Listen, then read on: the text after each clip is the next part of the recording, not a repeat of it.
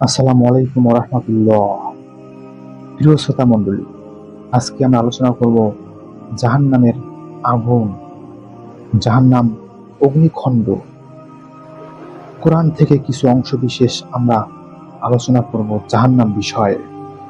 আল্লাহ পাক রব্বুল আলামিন জাহান্নামের ব্যাপারে কঠিনভাবে সতর্ক করেছেন তার বান্দাদেরকে। জাহান্নামের কথা ৭৭ বার উল্লেখ করা হয়েছে কোরআনে কারিমের মধ্যে। তারই পাশাপাশি জান্নাতের কথা ১৩৯ বার ব্যবহার করেছেন, যাতে কোনো বান্দা নৈরাশ হয়ে না যায়, হতাশ না হয়ে যায়, সেজন্য দ্বিগুণ ব্যবহার করা হয়েছে জান্নাতের কথা। আমরা আজকে আলোচনা করব কোরআন থেকে সেই জাহান্নামের বর্ণনা।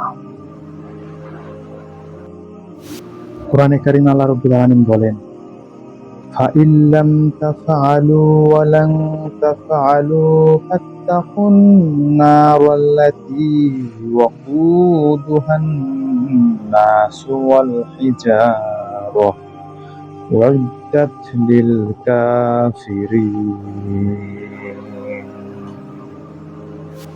যার অর্থ হলো, অতএব তোমরা যদি তা না করো আর কখনো তোমরা তা করবে না, তাহলে আগুনকে ভয় করো, যার জ্বালানি হবে মানুষ ও পাথর, যা প্রস্তুত করা হয়েছে কাফেরদের জন্য। এখানে কোরআনে কারিম আল্লাহ রাব্বুল আলামিন মানুষের সামনে ছুড়ে মেরেছেন, চ্যালেঞ্জ করেছেন যে এরকম কোরআন তোমরা একটা তৈরি করে দেখাও। যদি তোমরা তা না করতে পারো, তোমরা করতে পারবে না, তাহলে আগুনকে ভয় করো এবং যার ইন্ধন হবে মানুষ ও পাথর। প্রিয় দর্শক শ্রোতা, কোরআনকে আল্লাহ পাক রব্বুল আলামিন সারা বিশ্বের মানব মণ্ডলীর দিকে ছুড়ে মেরেছেন, চ্যালেঞ্জ করেছেন যে তোমরা এরকম একটি কোরআনকে তৈরি করে দেখাও। এবং সারা পৃথিবীর মানুষের পক্ষে সম্ভব নয় এরকম একটি আল্লাহর সমকক্ষ কোরআনে কারিম তৈরি করা বা বানানো। এটা অতীতে কেউ পারেনি এবং ভবিষ্যতেও কেউ পারবে না।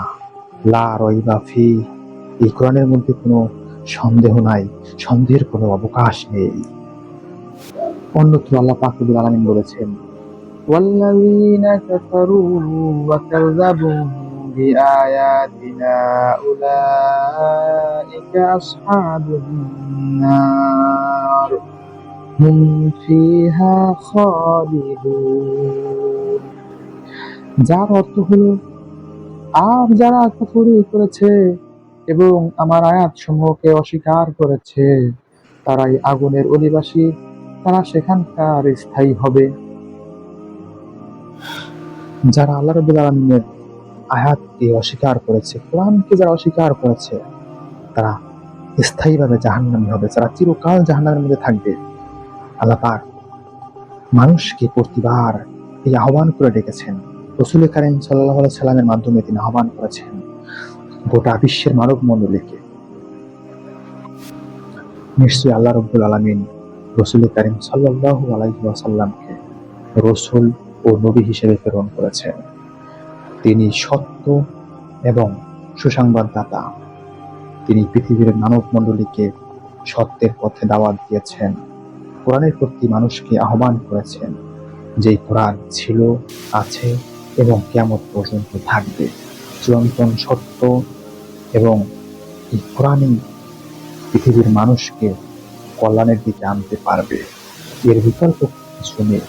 অন্যত্র আল্লাহ রাব্বুল আলামিন বলেছেন, ইন্না আরসালনাকা বিল হাক্কি বাশীরাও ওয়া নাযীরা ওয়ালা তাসআলু আন আসহাবিল জাহিম। নিশ্চয় আমি তোমাকে প্রেরণ করেছি সত্য সহ, সুসংবাদদাতা ও সতর্ককারী রূপে, এবং তোমাকে আগুনের অধিবাসীদের সম্পর্কে প্রশ্ন করা হবে না।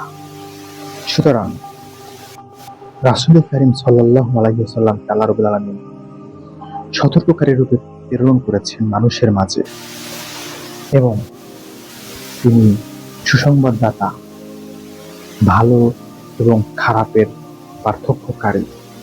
তিনি মাধ্যম, তিনি রাসূল, তিনি নবী হিসেবে আমাদের মাঝে প্রেরণ হয়েছিলেন।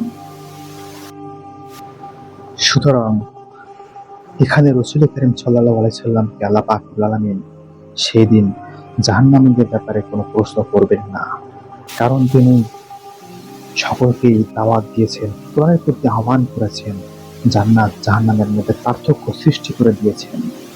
সুতরাং এরপরে ভালো মন্দ মানার ক্ষেত্র আমরা, তাই সেদিন আল্লাহ রাব্বুল আলামিন কাউকে ছাড়বেন না। যে ইসলাম কোরআন অনুযায়ী জীবন ব্যবস্থাপনা করেছে সে জান্নাতি, আর যে অস্বীকার করেছে, কোরআন অমান্য করেছে, ইসলামকে অমান্য করেছে, আল্লাহর হুকুমকে অমান্য করে চলেছে, তার স্থান জাহান্নাম হবে। সুতরাং বন্ধুগণ, সময় থাকতে নিজে বাঁচুন, পরিবারকে বাঁচান। আল্লাহ পাক রব্বুল আলামিনের সামনে সেই দিন যারা পরিমাণ হিসাব এদিক সেদিক হতে পারবে না। প্রত্যেকটি হিসাবের জবাব আপনাকে দিতে হবে, এবং প্রত্যেকটি হিসাবের হিসাব আল্লাহ পাক রব্বুল আলামিন প্রত্যেকটি মানুষের কাছ থেকে নেবেন। আল্লাহ আমাদের প্রতি সহায় হোক, আমরা ইসলাম এবং কোরআন অনুযায়ী যাতে জীবন পরিচালনা করতে পারি সেজন্য আল্লাহর কাছে সকলেই প্রার্থনা করি। আল্লাহ যেন আমাদের প্রতি সহায় হোক। প্রিয় দর্শক মণ্ডলী, আজকের ভিডিও এই পর্যন্তই। দেখা হবে পরবর্তী ভিডিওতে। দোয়া করবেন সবাই, ভালো থাকবেন। আল্লাহ হাফেজ।